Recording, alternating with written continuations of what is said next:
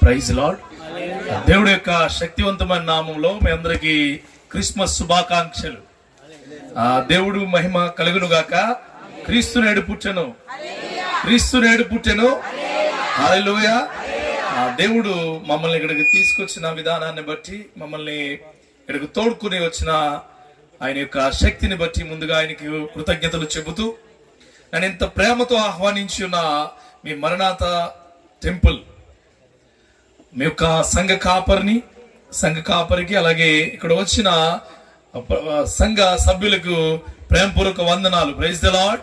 అలాగే మా Christmas wishes తెలిపిన ఇక్కడ లోకల్ నాయకులకి ప్రత్యేకమైన వందనాలు. Praise the lord. హల్లెలూయా. దేవుడు ఈ లోకాన్ని సృష్టించాడు. ఈ లోకంలో ఉన్న ప్రతి శక్తిని తన నోటి ద్వారా సృష్టించి అన్నీ కూడా మనల్ని ఆస్వాదించమని చెప్పి ఉన్నారు.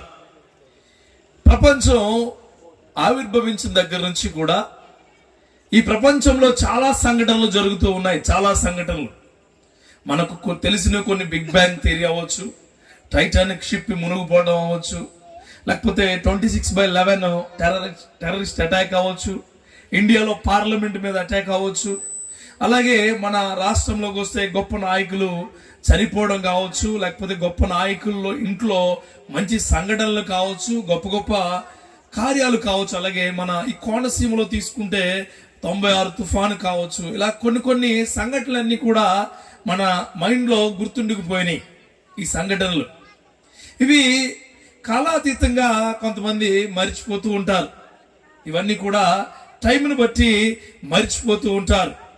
కానీ 2000 సంవత్సరాల క్రితం ఆ దేవుడు తన ప్రియ కుమారుణ్ణి ఈ లోకానికి పంపించిన సంఘటన ఎవరు మర్చిపోలేనిది. హల్లెలూయా.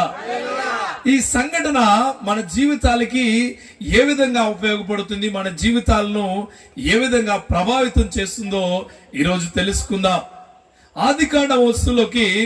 ఆదికాండంలో దేవుడు లోకాన్ని సృష్టించాడు. తన నోటితో సూర్యచంద్రులను సృష్టించాడు, ఆకాశాన్ని సృష్టించాడు, భూమిని సృష్టించాడు, చెట్లను సృష్టించాడు, పక్షులను సృష్టించాడు. తీరా అయిపోయిన తర్వాత నరుడిని సృష్టించాడు. నరుడికి ఒక పేరు పెట్టాడు, నారి. మళ్ళీ తన పక్కటెముకల్లోంచి ఒక ఆమెను తీసి మరలా ఆమెకు ఒక పేరు పెట్టాడు, వాళ్ళకు వనం ఇచ్చాడు.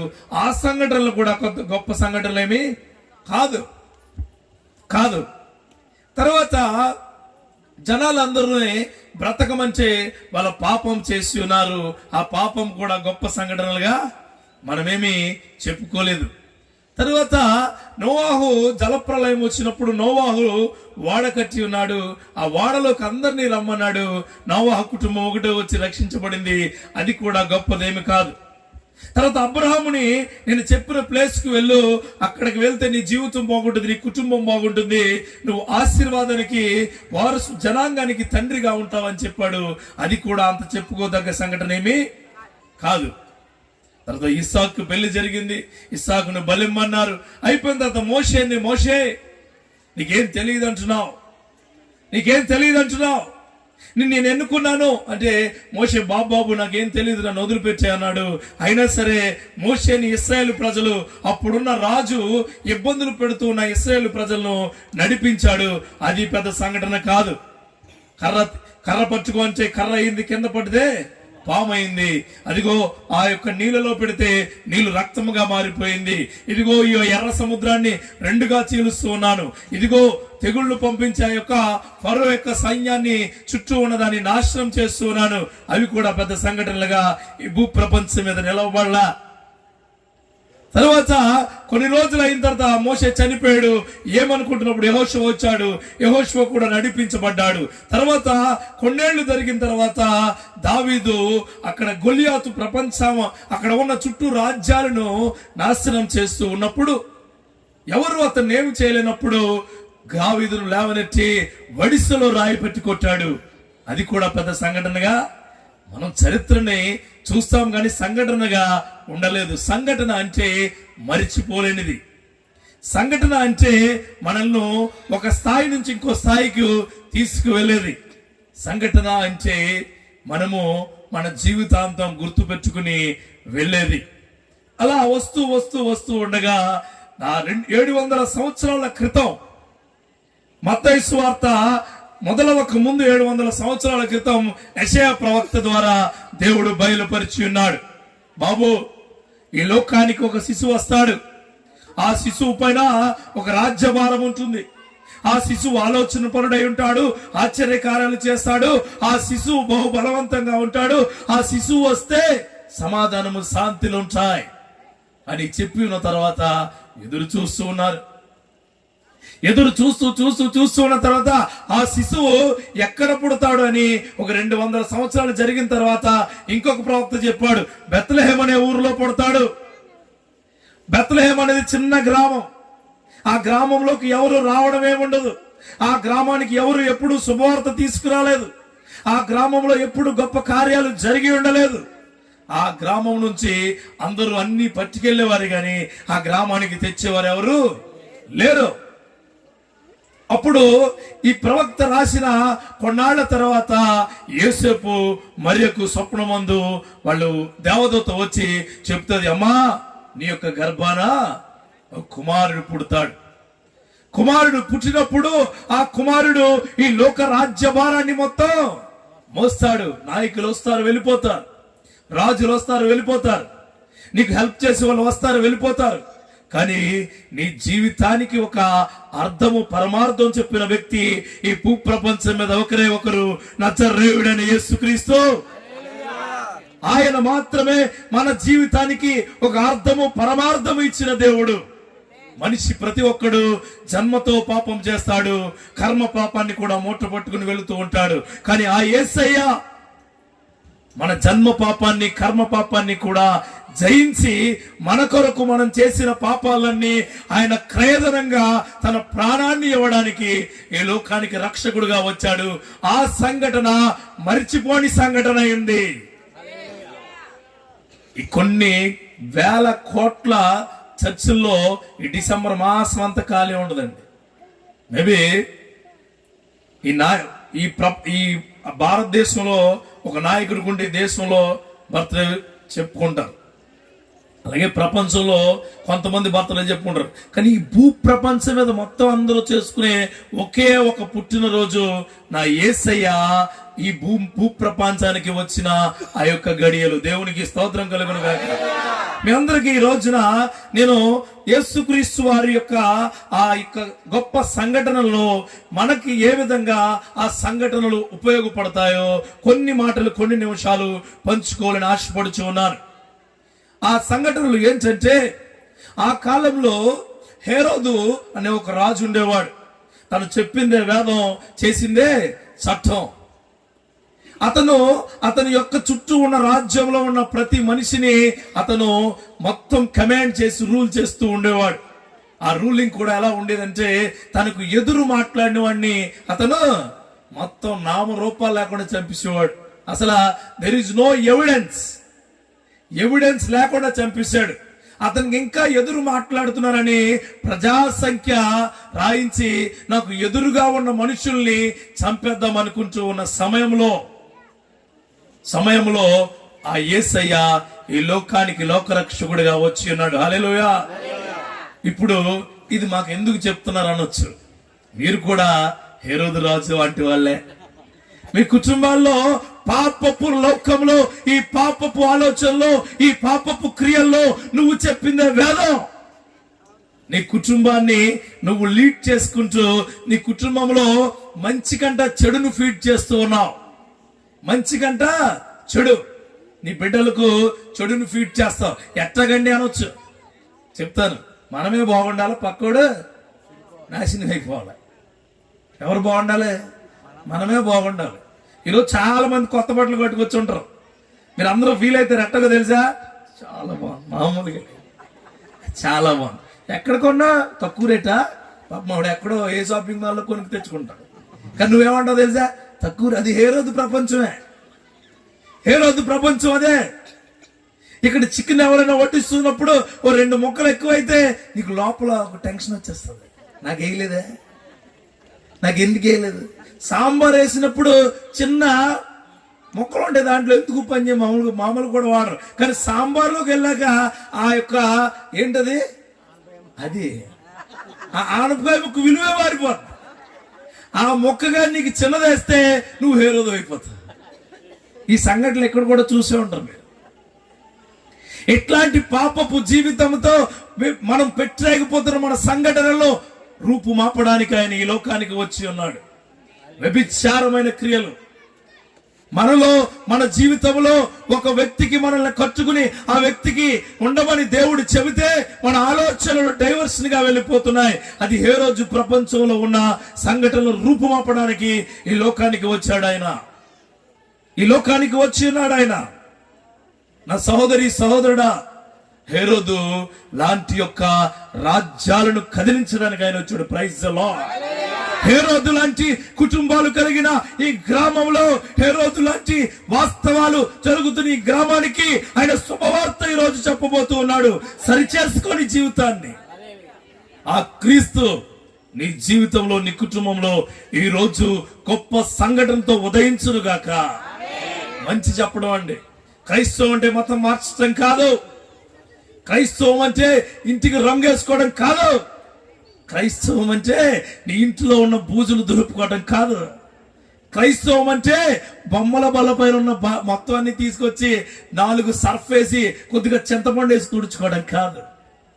క్రైస్తవం అంటే పొలోమని దూరిపోయి షాపింగ్ మాల్ నుంచి నీకు ఇష్టమైన తెచ్చుకోవడం కాదు. క్రైస్తవం అంటే చికెన్ వేసుకుని ఆరగించడం కాదు. క్రైస్తవం అంటే మార్గము. దేవునికి స్తోత్రం కలుగును గాక. క్రీస్తు అంటే మన జీవితాలకు వెలిగిచ్చే ఆయన. ఆయన ఎక్కడ బైబిల్లో నా వైపుకు రండి, నా వైపుకు మారండి, నా వైపు ఉండండి అని చెప్పరా. మంచికి మంచి చేయమని చెప్పాడు. హల్లెలూయా. మంచి చేయండి. ఈ లోకాన్ని నిన్ను వల్ల నీ పొరుగు వారిని ప్రేమించండి. నీ జీవితం ఎట్లా ఉంటుందో ఎదుటివాడి జీవితం కూడా అట్లా ఉంటుందని ఆశపడండి అని చెప్పాడు. హల్లెలూయా. ఈ రోజున ఒక లూకాసు వార్త 2వ అధ్యాయంలో కొన్ని మాటలు ఉంటాయి. అక్కడ చదువుదాం చూడండి. ఆ దినములలో 1వ వచనం నుంచి, సర్వలోకమునకు ప్రజా సంఖ్య రాయవలనని కైసరు ఐగుస్తు వలన ఆజ్ఞాయను. ఇది కురేనియు సిరియా దేశమునకు అధిపతి ఉన్నప్పుడు జరిగిన మొదటి ప్రజా సంఖ్య. అందరూ ఆ సంఖ్యలో రాయబడుటకు తమ తమ పట్టణములకు వెళ్ళిరి. ఒక్కసారి మత్తయి సువార్తకు వద్దాం. మత్తయి సువార్త 2వ అధ్యాయంలో మొదటి రాజైన హేరోదు దినముల యందు యూదయ దేశపు బెత్లెహేములో యేసు పుట్టిన పిమ్మట ఇదిగో తూర్పు దేశపు జ్ఞానులు యెరూషలేముకు వచ్చి, యూదుల రాజుగా పుట్టినవాడు ఎక్కడ ఉన్నాడు? తూర్పు దిక్కున మేము నక్షత్రమును చూచి ఆయన పూజించవచ్చిదని చెప్పిరి. అప్పుడు రాజుగారి మాటలు చూడండి. హేరోదు రాజు ఈ సంగతి వినినప్పుడు అతడును అతనితో కూడా యెరూషలేము వారందరూ కలవరపడిరి. ఈరోజు నీలో ఉన్న పాపాన్ని ఏలే రాజు కలవరపడిపోతున్నాడు. హల్లెలూయా. నీలో పాపాన్ని ఏలుబడవుతున్న ఆ తాగుడు కలవరపడిపోతుంది.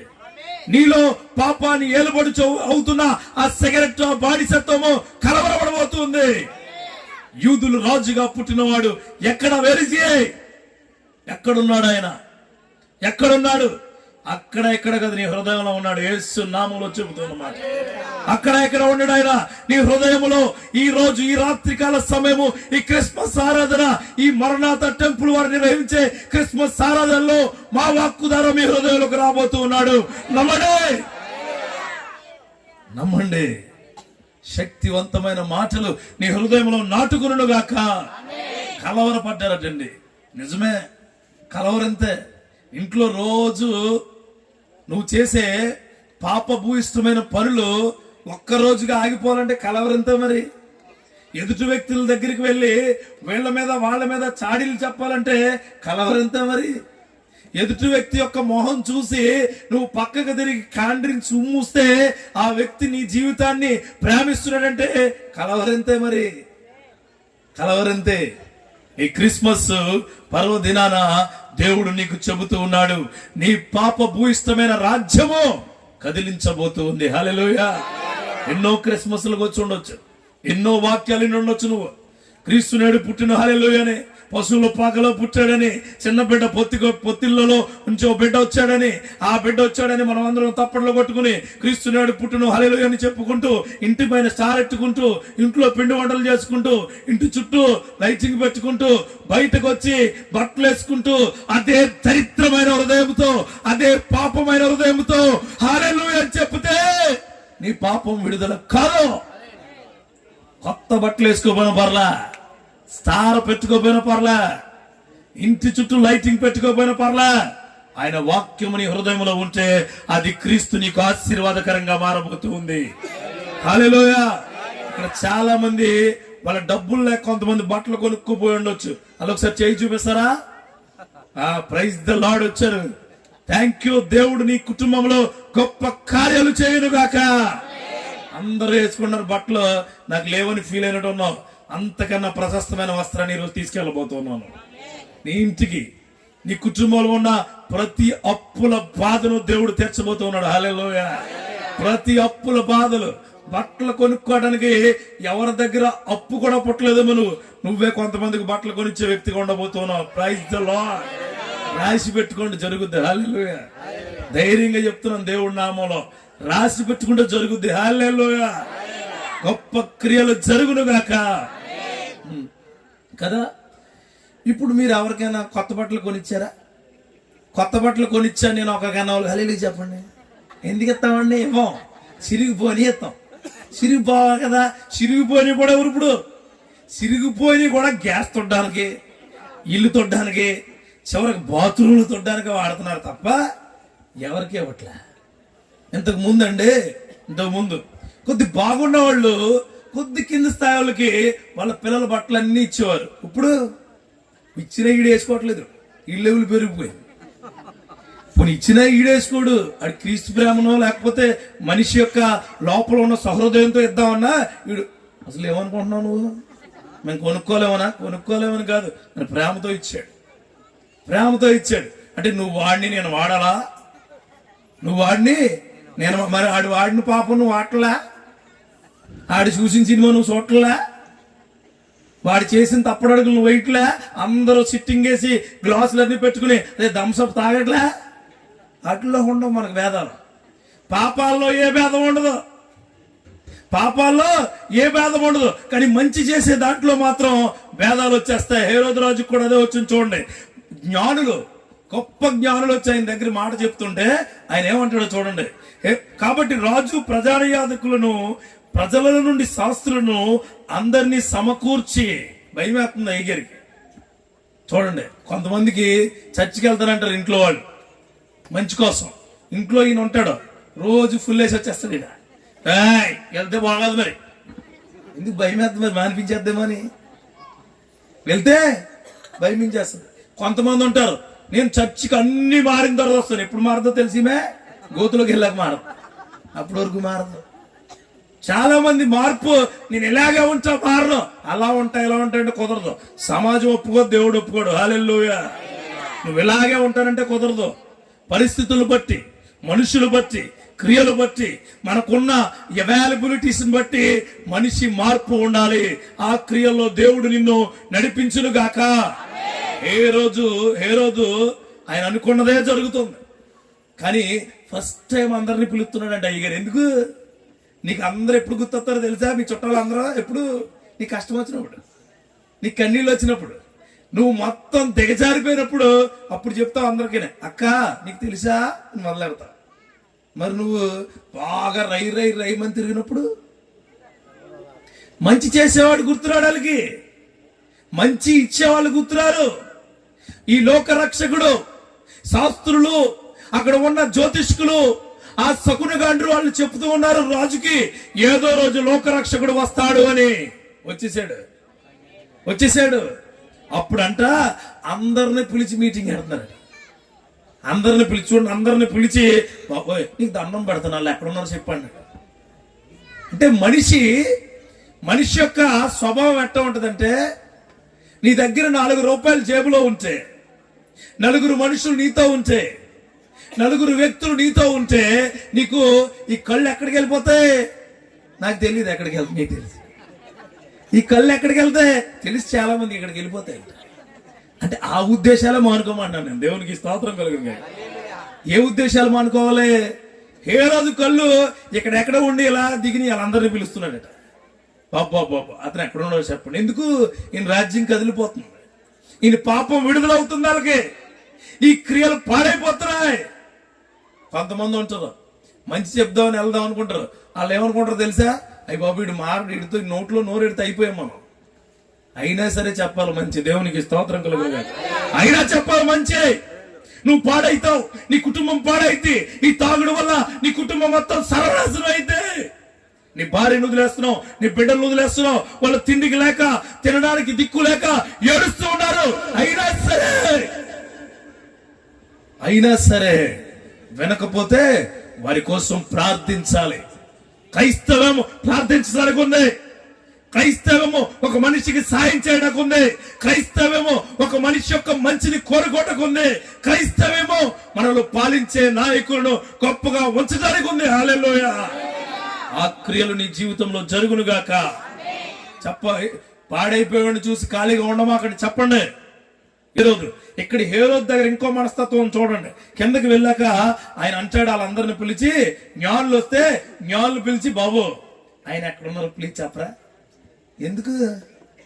చూడండి, భయంతో ఆ జ్ఞానుల దగ్గర ఒక అబద్ధం ఆడతాడు అయ్యగారు. చూడండి కిందకి వెళ్ళండి ఒకసారి. 7వ వచనం. ఆ నక్షత్రం కనబడిన కాలము వారి చేత పరిష్కారముగా తెలుసుకుని మీరు వెళ్ళి ఆ శిశువు విషయమే జాగ్రత్తగా విచారించుకుని తెలుసుకొనగానే నేరును వచ్చి ఆయన పూజించినట్లు నాకు వర్తమానం తండ్రిని వారిని బెత్లెహేముకు పంపిరి. నమ్మక ద్రోహి, మామూలు ద్రోహి కాదు. మన దగ్గర కూడా ఉంటారు అలాంటి వాళ్ళు.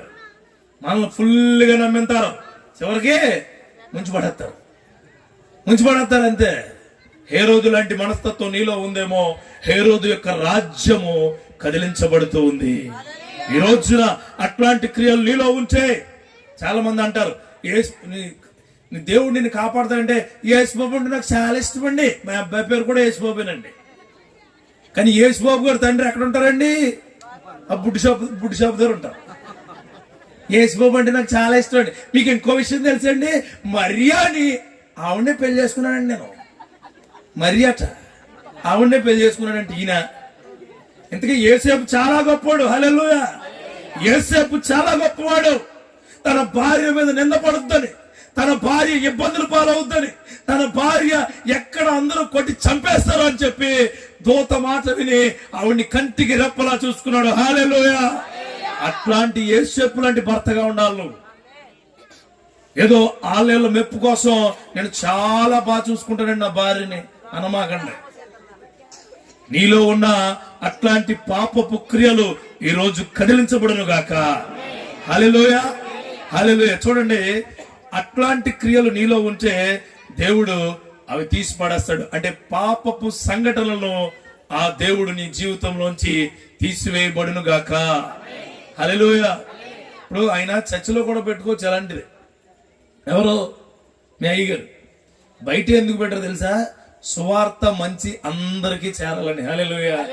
ఇక్కడ చాలా మంది అనుకోవచ్చు, అంత గొప్పగా బయట పెట్టాలా, చెత్తగా నీ జీవితం గొప్పగా మారుతూనే పెట్టింది. హల్లెలూయా. చెత్తగా అయిపోయిన మన జీవితాన్ని, కాగితం అయిపోయిన మన జీవితాన్ని గొప్పగా తయారు చేయడానికే ఇలాంటి సభలు జరుగుతూ ఉన్నాయి. రెండవది 6-7 వచనాల లోక సువార్త. వారెక్కడ ఉన్నప్పుడు ఆమె ప్రసవ దినములు నిండెను గనుక తన తొలిచూలు కుమారును కని పొత్తిగుడ్డలతో చుట్టి సత్రములో వారికి స్థలము లేనందున ఆయన పశువుల తొట్టెలో పరుండబెట్టెను. ఇక్కడ రెండోది సంఘటన ఏంటంటే నిశ్శబ్ద సంఘటన. నిశ్శబ్దంగా జరిగింది ఆయన జననం. హల్లెలూయా. నిశ్శబ్దం. ఈ రోజు రేపు బర్త్డే అనుకోండి, ఈ రోజు బ్యానర్లు కట్టేస్తారు. ఇది సాధించింది ఏముండదు. మరలా పెద్ద ఫోటో వేస్తారు. పెద్ద ఫోటో, పెద్ద కేక్ కట్ చేస్తారు. ఎవరికి? మన ఇంటి దగ్గర కుర్రలు ఉంటారు చూసారు మీరు. ఈ మధ్య నీ బ్యానర్లు పిచ్చి చాలా పడేసుకుంది. వీడు సాధించింది ఏమి ఉండదు. వీడికి మాత్రం ఊరు అంత బ్యానర్లు కట్టాలి. మళ్ళీ ఆ బ్యానర్ కింద వాళ్ళ ఫ్రెండ్ పేరు అయిపోతే అనుకుంటే ఎందుకు? నీ జీవితానికి ఏం ఉపయోగమై? నీ తల్లిదండ్రులు నీకు ఫీజులు కట్టి, నీ తల్లిదండ్రులు కష్టపడి కన్నీరు చెమట కార్చి నిన్ను కాలేజీలో పెట్టి చదివిస్తే, అసలు నీవు పుట్టేటప్పుడు నీ తల్లి చనిపోయేంత బాధపడి ఉంటది. చనిపోయేంత బాధ తెలుసా? ఒక స్త్రీ తన ప్రసవ వేదన చాలా దారుణమైన ప్రసవ వేదన, అర్థమైందా? కానీ నువ్వు నిశ్శబ్దంగా చేసుకోవేది ఎలా చేస్తావు? హంగు ఆర్భటాలు. ఈ మధ్యకాలంలో మరీ దారుణం. మిడ్ నైట్ వస్తున్నారు, కేక్ కట్ చేస్తున్నారు, ఒకరిని పేడేసి కొట్టేసుకుంటారు. పేడలు నెక్స్ట్ కేకులు, తిండా కేక్ తెచ్చుకుని మొఖానికి రాసుకుంటారు. ఎవరికి అర్థం కాదు. తిండాకే మనకి ఏది ఉపయోగించాలో ఏది ఉపయోగించకూడదో తెలియని సంఘటనలో ఇప్పుడు యూత్ ఉన్నారు. చాలా జాగ్రత్త. ఇక్కడ మాటలు వినేవాళ్ళు, నీకు ఇబ్బంది కలిగితే అది ఖచ్చితంగా కలుగుద్ది. హల్లెలూయా. ఆయన నిశ్శబ్దంగా నీలో పడతాడు. మంచి ఎప్పుడు నిశ్శబ్దంగానే జరుగుద్ది. అర్థం శబ్దం ఉండదు మంచికి. కానీ చెడుకి చూడండి, భార్య భర్తలో ఎంతో అన్యోన్యంగా ఉన్నారనుకోండి, ఎవరికి వినపడం మంచి. అదే ఇద్దరు బాగోదు మరి అంటే అయిపోయా. లోపల నుంచి డబుల్ డాల్బీ డీటీఎస్ సౌండ్లు వినపడతాయి బయటికి. ఇంటి పక్క వాళ్ళని అడిగామనుకో, మాలాంటి వాళ్ళు తెలియని వాళ్ళు వచ్చి ఏమైందని, రోజు మామూలేనండి, వేళఇంకా తక్కువ. శబ్ద విప్లవాలు జరుగుతుండే చాలా దారుణంగా. పోనీ వాళ్ళిద్దరితో ఆగమయ్యి ఈ కుటుంబం వచ్చింది, ఆ కుటుంబం వచ్చారు, మధ్యలో పెద్దలు వచ్చారు. పెద్దలు ఇంకా గట్టి కొడతారు. అంటే నువ్వు అన్నావా అని ఉంటావు. నువ్వన్నావా? యేసుక్రీస్తు పుట్టినప్పుడు ఏం లేవండి, నిశ్శబ్దంగా. హల్లెలూయా. నీ జీవితాల్లో ఆయన చాలా సైలెంట్ గా పుట్టబోతూ ఉన్నాడు. చాలా సైలెంట్ గా. నీకు కూడా తెలియదు నీ దగ్గరికి యేసు వచ్చాడని. హల్లెలూయా. నీ దగ్గరికి యేసు వచ్చాడని నీకు కూడా తెలియకుండా నీ జీవితం మారబోతూ ఉంది. ఆయన పుట్టుక ఒక నిశ్శబ్ద సంఘటన. ఆయన పుట్టుక ఒక నిశ్శబ్ద సంఘటన. గుర్తుపెట్టుకోండి, చాలా సైలెంట్ గా మన జీవితంలోకి వస్తున్నాయి. ఆయన కార్యాలన్నీ సైలెంట్ గానే ఉంటాయి. పేతురు నడుస్తూ ఉన్నప్పుడు పేతురుకు తుఫాను చెలరేగింది. పేతురు నడుస్తూ ఉన్నప్పుడు ఆయన చుట్టూ ఉన్న సముద్రాన్ని చూసి ఆయన భయపడిపోతున్నప్పుడు, పేతురు నన్ను చూసిరా. ఈయన నిద్రపోతున్నాడట. అక్కడ తలగాడు పెట్టుకుని అక్కడ నిద్రపోతున్నప్పుడు చుట్టూ ఏమి లేగింది? తుఫాను. యేసుక్రీస్తు నీ జీవితంలో లేకపోతే ఖచ్చితంగా తుఫాన్ చెలరేగింది. ఆయన లేచి, అరే బాబు పడుకున్నావేంటి, మేము చచ్చిపోతున్నాం అంటే యేసుక్రీస్తు వాళ్ళని ఏం అనలేదు. ఆగండి అన్నాడు. అంతే. దేవునికి స్తోత్రం కలిగిన. ఆగండి అన్నాడు. అది మొత్తం నిమ్మలమైన ఉంటది. హల్లెలూయా. That word changes your life today night. Hallelujah. ఆ మాట నీ జీవితంలో గొప్ప కార్యాలు చేయబోతుంది రాత్రికాల సమయంలో. నమ్మో. నీ జీవితం ఎలాంటిదైనా సరే, నీ పాపపు జీవితం ఎలాంటిదైనా సరే, తాగుడుకు బానిసయ్యావా, లేకపోతే వ్యభిచారానికి బానిసైపోయావా, లేకపోతే లవ్ అడిక్ట్ అయిపోయావా, లేకపోతే నీ భార్యను వదిలేసి నీ ఇష్టానుసారంగా బ్రతుకుతూ ఉన్నావా, నీ కుటుంబాన్ని వదిలేసి తల్లిదండ్రులు దేన స్థితిలో ఉన్నప్పుడు నువ్వు వెళ్ళిపోయి నువ్వు ఎంజాయ్మెంట్ చేస్తున్నావా, నీ జీవితంలోకి యేసు రాబోతూ ఉన్నాడు. అది గొప్ప సంఘటన నీ జీవితంలో అవ్వబోతుంది. హల్లెలూయా. రెండోది, డిసిప్లిన్ గా ఉండాలి. దేవునికి స్తోత్రం కలుగును. ఎక్కడ డిసిప్లిన్ గా లేకపోయినా దేవుడి దగ్గర డిసిప్లిన్ గా ఉంటే అన్ని చోట్ల వచ్చేది. Praise the Lord. దేవుని దగ్గర పొద్దున లేచిన వెంటనే నువ్వు ప్రార్థించుకోవడం నేర్చుకోవాలి. అది డిసిప్లిన్. ఈ రోజు నేను చేసే ప్రతి పనిలో దేవుడు ఉండాలి అనుకోవడం డిసిప్లిన్. ఈ రోజు నేను మంచి చేయాలనుకోవడం డిసిప్లిన్. ఒకవేళ ఎవరికైనా చెడు చేస్తే ఆడి దగ్గరికి వెళ్ళి ఆడి కాళ్ళ వేళపడి క్షమించమని అడగడం డిసిప్లిన్. దేవునికి స్తోత్రం కలుగును కాక అడగాలి. అది బైబిల్ ప్రతిరోజు చదివేవాళ్ళు టక్మని బైబిల్ తెస్తారు. బైబిల్ ఎప్పుడు చదవని వాళ్ళు సైలెంట్ గా వింటారు. Praise the Lord. అయితే చదవమ్మా. గొర్రెల కాపరులు పొలంలో ఉండి రాత్రి వేళ తమ మందను కాచుకొనుచు ఉండగా ప్రభువు దూత వారి యొద్దకు వచ్చి నిలిచెను. ప్రభువు మహిమ వారి చుట్టూ ప్రకాశించినందున వారు మిక్కిలి భయపడిరి. అయితే ఆ దూత, భయపడకుడి, ఇదిగో ప్రజలందరికీ నువ్వు కలగబో మహా సంతోషకరమైన సువర్తమానమును నేను మీకు తెలియచేయుచున్నాను. అంటే దేవదూతలు ప్రకటించే సంఘటన. హల్లెలూయా. ఇప్పుడు ఇక్కడ ఎంతమంది వచ్చారు కదా, ఎంతమంది వచ్చారు. కష్టాలు కన్నీళ్ళు లేవా, ఇబ్బందులు లేవా, అనారోగ్య సమస్యలు లేవా, ఆర్థిక సమస్యలు లేవా? మీ అందరికి నేను చెప్పి భయపడకుడి, మీకు మహా గొప్ప కార్యము జరగబోతూ ఉంది. అది కాదండి, అందరికీ జరగబోద్దండి, నాకేనండి ఆలోచన మానేయండి. జరిగితే అందరికీ జరుగును గాక, అందరికీ జరుగును గాక. హల్లెలూయా. దేవదూత చెబుతూ ఉంది నీకు విజయం రాబోతుందో అని. వాళ్ళు ఆ గొర్రెల కాపరులు అప్పటి వరకు విజయాన్ని చూడలే, అప్పటి వరకు మనుషుల మధ్యకి వెళ్ళా, అప్పటి వరకు గొప్ప కార్యాల వైపు వాళ్ళు ఎప్పుడు వెళ్ళలేదు. కానీ వాళ్ళ దగ్గరికి దేవదూత వచ్చిందంట. దేవునికి స్తోత్రం కలుగును గాక. ఇది గొప్ప సంఘటన. అనామకులైపోయినా ఏమీ తెలియని వ్యక్తుల దగ్గరికి ఎవరు వెళ్ళారు? దేవుని దూత వెళ్ళి ఉంది. ఈరోజు నీ జీవితం కూడా అందరూ వదిలివేయబడి, అందరి చేత మాట్లాడబడి, అందరూ కూడా వాడి పడేసి నిన్ను అవమానపరిచి ఉండి ఉన్నావేమో. ఇదిగో స్వార్థమానం నీకు వచ్చినది. హల్లెలూయా. భయపడకుడే, నీ జీవితాన్ని దేవుడు శక్తివంతంగా ఉంచబోతూ ఉన్నాడు. భయపడకుడే. ఈ రోజుల్లో యూత్ ఎగ్జామ్స్ అని భయపడిపోతున్నారు. రేపు ఎగ్జామ్స్ ఉంటే వార్తలు వెళ్ళకపోతున్నాం. అసలు మెడిసిన్ చదువుతున్నారట, ఆ వార్త వింటే వాళ్ళు అర్ధాంతరంగా వాళ్ళ జీవితాలను ఏం చేసుకుంటున్నారు? పాడు చేసుకుంటారు. పెళ్ళయ్యారండి ఇద్దరు నవదంపతులు. నిన్న కాక మొన్న చదివాను. సినిమాకి వెళ్ళొస్తూ మాట బండెక్కినప్పుడు ఏమనుకున్నారో తెలియదు. వాళ్ళు ఇద్దరు దూకి చచ్చిపోయారు గోదావరిలో. అంటే వాళ్ళ జీవితం 7 రోజులు అయిందంట, అంతే, 7 days. అంటే ఇలాంటి మనుషులు మన మధ్యన కూడా ఉన్నారు. రకరకాల ప్రాబ్లమ్స్, రకరకాల సమస్యలు. కానీ ఆ దేవుడు చెబుతూ ఉన్నాడు, ఆయన మీ దగ్గరకు వస్తే సమస్యని ఎదుర్కొనే శక్తిని ఇవ్వబోతున్నాడు. హల్లెలూయా. సమస్యని ఎదుర్కొనే శక్తి దేవుని వల్ల మాత్రమే జరుగుతుంది, ఇంకెవరి వల్ల ఎప్పటికీ జరగదు. ఎప్పటికీ జరగదు, గుర్తుపెట్టుకోండి. ఎప్పటికీ ఎంతమంది జనాంగం నీకున్నా, ఎంత డబ్బు నీలో ఉన్నా, ఎంత గొప్ప క్రియలు నీలో ఉన్నా, సమస్య ఎదిరించే శక్తి ఆ దేవుడి వలన మాత్రమే జరుగును. ఇక్కడ ఈ యొక్క గ్రామంలో గొప్ప కార్యాలు వెలవబోతూ ఉన్నాయి. దేవునికి స్తోత్రం. హల్లెలూయా. ఇక ఇంకొక మాట చూద్దాం. 10-11 చూడండి. 10-11 వచనాలు. అయితే ఆ దూత, ఇదిగో ప్రజలందరికీ కలగబో మహా సంతోషకరమైన సువర్తమానమును నేను మీకు తెలియచేయుచున్నాను. దావీదు పట్టణమందు నేడు రక్షకుడు మీ కొరకు పుట్టి ఉన్నాడు, ఈయన ప్రభు అయిన క్రీస్తు. నేను పదే అంటూ ఉంటాను. డాక్టర్ పని ఏంటి? వైద్యం చేస్తారు కదా. వడ్రంగి పని ఏంటి? వడ్రంగి పని ఏంటి? తాపి మేస్త్రి పని ఏంటి? చెప్పండి. అంటే చలేస్తుంది అన్న వాళ్ళు హల్లెలూయా చెప్పండి. మేము ఇంకా వాక్యం వింటున్న వాళ్ళు హల్లెలూయా చెప్పండి.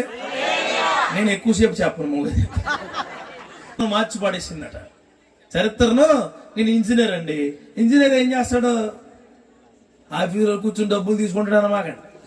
నేను తీసుకునే వాళ్ళం కాదు. దేవునికి స్తోత్రం. ఇంజనీర్ ఏం చేస్తాడు?